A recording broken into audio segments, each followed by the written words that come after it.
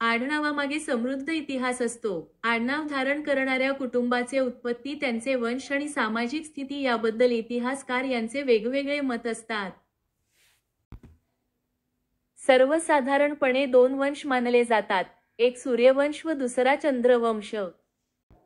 गोत्र म्हणजे मूळ पुरुष होय, ज्याच्यामुळे हा वंश तयार झाला. यात परिस्थितीनुसार काही आडनावाचे गोत्र बदलू शकते.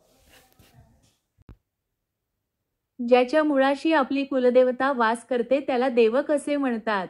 उदाहरणार्थ शस्त्र. विजय शस्त्र म्हणजे राजशस्त्र होय. जुन्या काळात शस्त्राची आवश्यकता होती, त्यामुळे प्रत्येक कुळाकडे एक शस्त्र असत. त्यालाच विजयशस्त्र असे म्हणतात.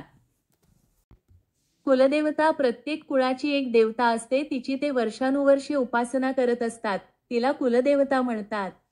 कुटुंबातील महत्त्वाच्या प्रसंगी तिची आठवण काढली जाते. उदाहरणार्थ लग्नकार्य. अशीच शास्त्रशुद्ध माहिती आपल्याकडेही उपलब्ध असेल तर कमेंट बॉक्समध्ये टाका.